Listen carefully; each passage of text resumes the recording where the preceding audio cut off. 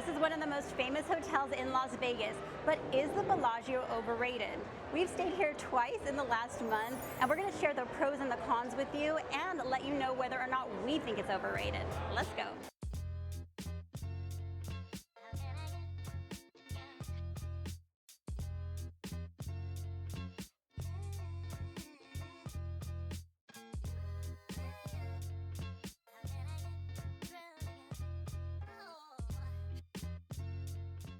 Bellagio often has long lines to check in, but the good thing is that they have a lot of employees behind the check-in desk to help you. Right now, there's about 12 people that are back there. Or if you prefer not waiting in line, you can just check in on the mobile app. You can go through the entire check-in process.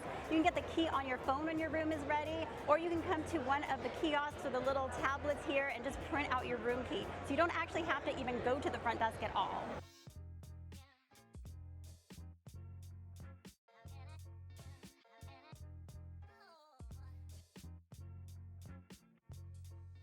This is actually the second room that we've had during this stay. I'll tell you about why we changed rooms in a minute, and believe me, it's not for a good reason, so you'll want to hear about it. So let's talk about this room that we're in now though. We are in a Spa Premier King room. So this is in the Spa Tower. It's about 510 square feet. So you have a bed that is like a medium firmness. You have a little seating area. It's just an ottoman with a chair. You also have a dining table with a couple of chairs. There is no desk space here, so you can use this table, and the good thing is there are some outlets for you to use if you have to plug in your laptop. There are additional outlets in the nightstand, so it's great to have for bedtime. You need to plug in your phone. And there's really not a lot of storage space in the dresser area, because the dresser, what would normally be the dresser, is really just taken up by the mini bar. So there are only a couple of drawers there. Otherwise, you really have to use the nightstands. In the closet doors, you will find full-size mirror on both doors. And then right across from that, if you just want to do a quick makeup touch-up in the entryway, there's another big mirror there. In the bathroom, you do have a nice soaking tub, a pretty large shower, and double sinks.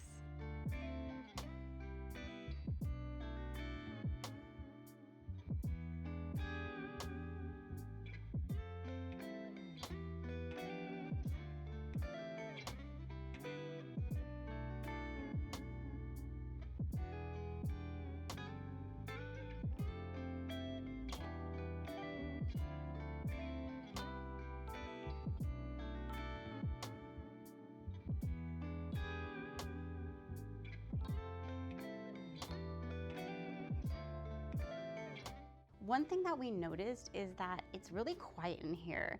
Unlike other hotels, you really don't hear people running up and down the hallways. You don't hear noise coming from the rooms beside you. So it's nice and insulated in here. You also have some drapes and shears that close automatically. And let me just say, if you need to sleep during the day, you're gonna get some good rest, because the drapes close all the way and it gets really, really dark in here. But if you need light during the night, there's a lot of lighting in here as well. So it's kind of nice to have both options. If you need the light, you have plenty of options there, and you can close the curtains and get a really good rest in the day. All right, so let's talk about why we changed rooms. So we were initially booked into a Resort Tower King. And even though it was Resort Tower, we were put into the Spa Tower, which was fine. I didn't know that they were the same rooms. So we walked into that room, and that room is a little bit bigger than this one. It comes in at about 620 square feet. But when we walked in, immediately you can tell somebody had been smoking in there. Also, you could tell that they had been tampering with the smoke detector. There was some like tape and paper on there, so it was like they were trying to smoke and get away with it. And I just felt like they were partying in there. Whoever was in there before was partying in there. There were a bunch of visible stains on the couch, so that room had a full-size like couch on there, and there were just stains like all over the place, like they had spilled some drinks or something like that. But the smoke smell was what was gonna get me. I don't think I could have dealt with that. So we went back downstairs, and they didn't have really anything else available other than a downgraded room. It was completely sold out weekend. So we took this Spa Premier King instead. But let me tell you a little bit about that particular room. So again, it was a little bit bigger. It had the couch.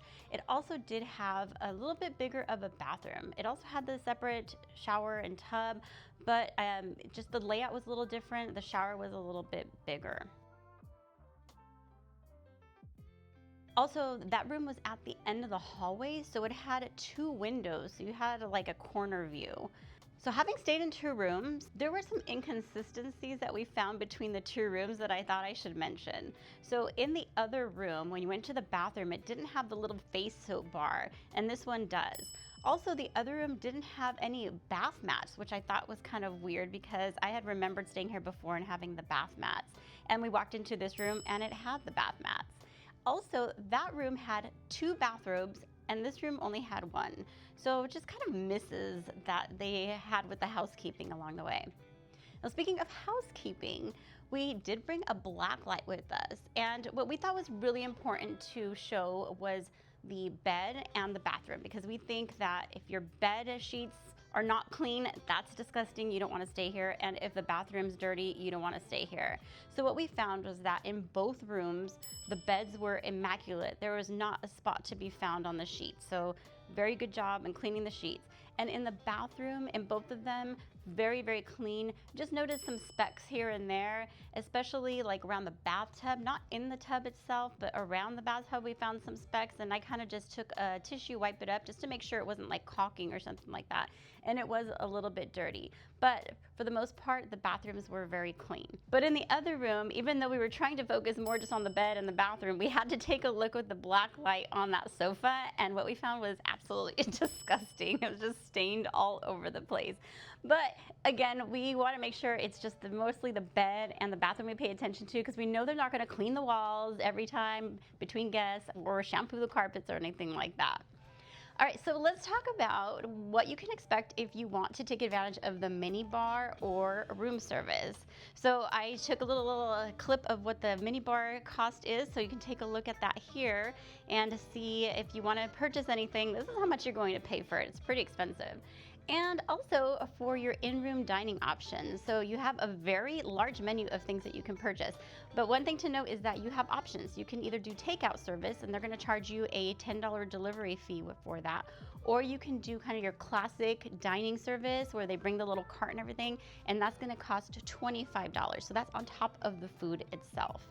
As far as cost for the room, during the week, you can not often find a room for under $200. So it's gonna be really difficult to find a room here for under $200 a night. During the week, you're gonna look at maybe in the $200, $300, $400 range, and on the weekends, $400, $500, $600. And it really just varies. You can see higher or lower, just depends on what's going on during that time.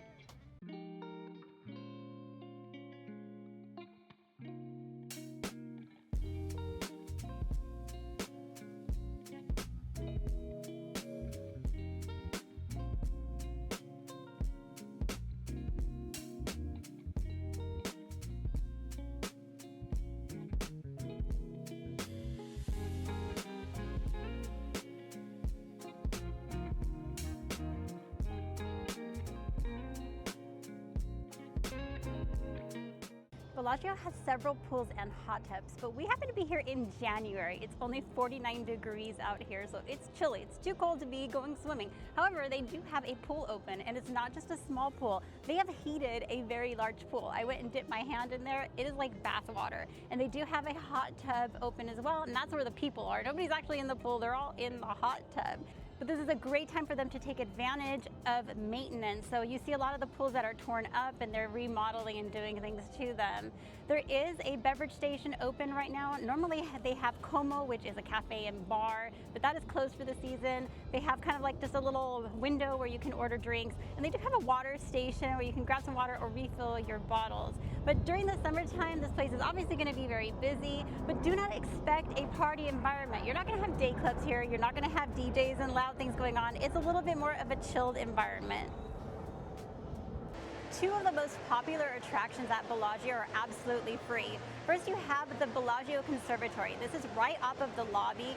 It is this beautiful display with a lot of live, fresh flowers in here. And they change the display every season, 4 times a year, plus one more for Lunar New Year. And they just happened to change it to Lunar New Year the day that we came in. It's absolutely beautiful and it smells amazing in here. You also have the Bellagio fountains, which are right outside in front of Bellagio, so you can see them from the Las Vegas Strip.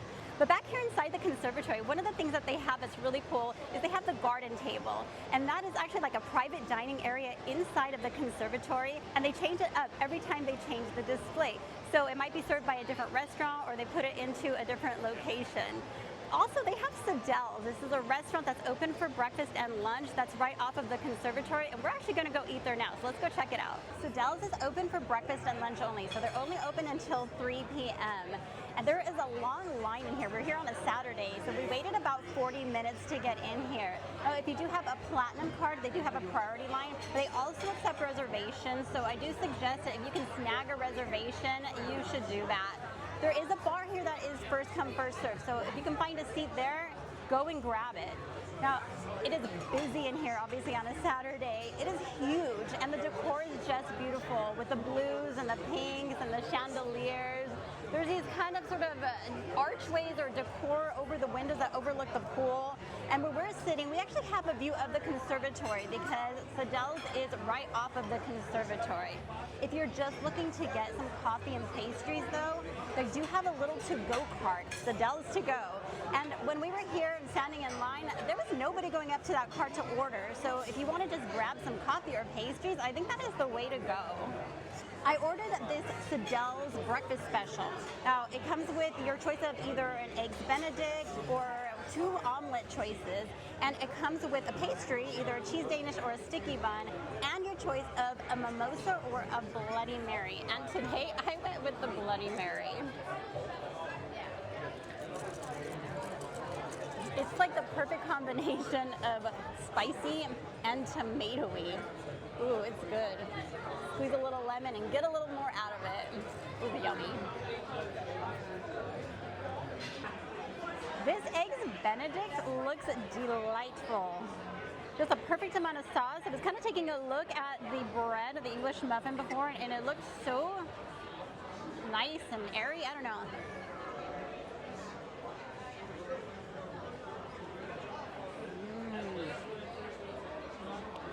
Amazing balance in there. Amazing balance. Sometimes it's overpowering with that sauce. You just get some fruit with it.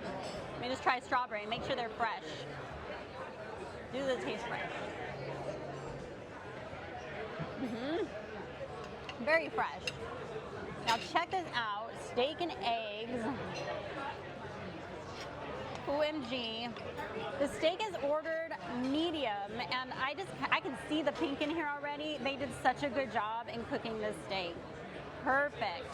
All right, let's just try this out for flavor here.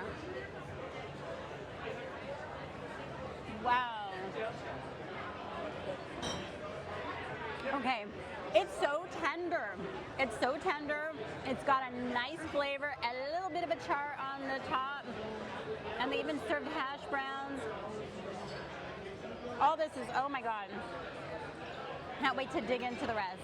There is a free tram that'll take you from the Bellagio over to the Crystal Shop and then to the Aria/Park MGM. So it kind of takes you to this area that's in between the 2 hotels, so you can go to either one of them. And to get to this tram, you're gonna take the walkway next to the conservatory and keep walking down. You're gonna walk past the Bellagio Patisserie, walk past the spa, the tower elevators, and just keep going. You'll see the sign. You can either take this tram, this over here, or you can take a walkway that takes you to the Cosmopolitan or to the Vidara.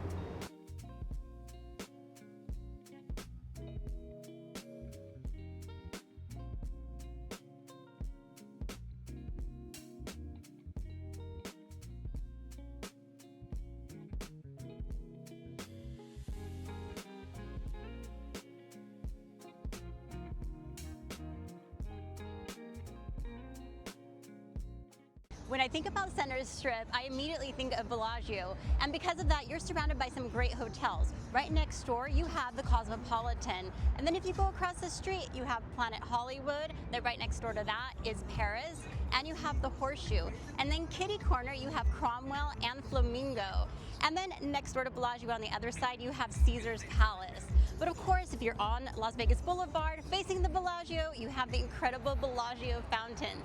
Now these go off starting at 12 o'clock and they end at midnight. So from 12 to 8, they go off every half an hour. And then from 8 to midnight, they go off every 15 minutes. And then it opens and closes with Whitney Houston's national anthem.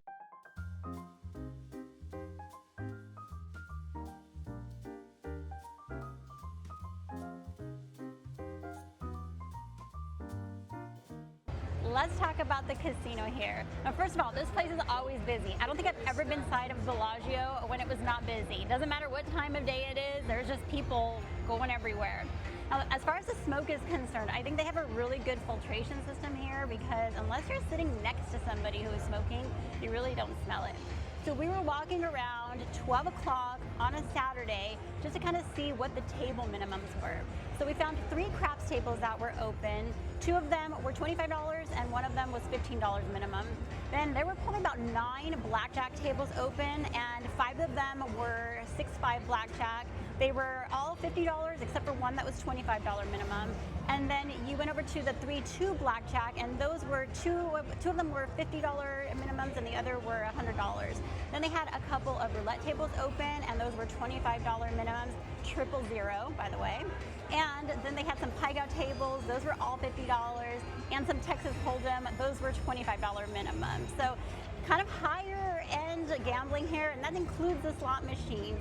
Even though they do have like the penny slots, everything, you know, that you see at other casinos, I feel like they have a little bit more of the higher limit kind of machines, like that start at 5-cent or 10-cent denominations.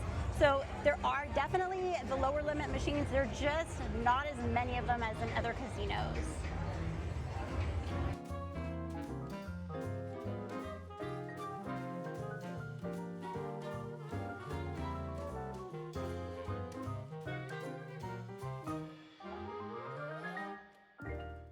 The Petrosian bar right off of the lobby is probably the classiest bar in all of Las Vegas, and they have a live pianist that's playing most of the time. Now, there's also several other bars throughout the casino area. You're going to find them off of the casino in the Baccarat room, in Club Privé, which is the high-limit table games room, and also over at the sports book. So you have no shortage of places where you can go and grab a drink. Or if you're looking for more of a lively experience, you can visit Pinky Ring, which is Bruno Mars's lounge, or you can visit the Vault, which is the speakeasy here at Bellagio. There are a lot of high-end restaurants here at Bellagio. Michael Mina is located off of the Conservatory, and you have a couple of other restaurants that are scattered throughout, but you have a good chunk of these restaurants that are right on the lake, so you can be eating your dinner and have a view of the fountains outside. Now, one thing that you will not expect to find here at Bellagio is a food court of any sort. There's not a lot of kind of lower end cheap eats types of meals that you can get here. You do have a 24-hour place called Snacks where you can get things like your pizza, salad, sandwiches. It's great for something late night after you've been out all day.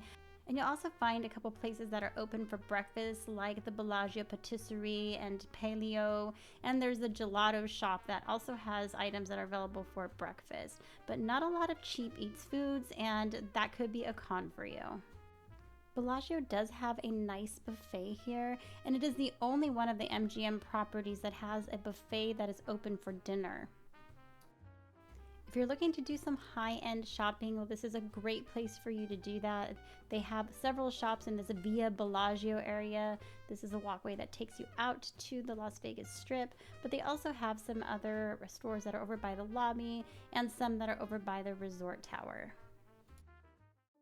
Here are my thoughts on the pros and the cons of Bellagio. So the pros include the location. I think this is the prime spot to be on the Las Vegas Strip. The pools, in my opinion, are fabulous. They're beautiful, but they're also just chill. You don't have that party atmosphere. The fountains and conservatory are just epic here at the Bellagio. And the food and the drink, while it's mostly the high-end options that are available, that's kind of what you would expect at a high-end luxury resort. I think despite some of the misses, the rooms are still a pro, although kind of lower on my list, just because I don't think they're quite as luxurious as some of the other luxury hotels on the Las Vegas Strip. And another pro is the timeless decor and just the beauty that you're going to find within the hotel.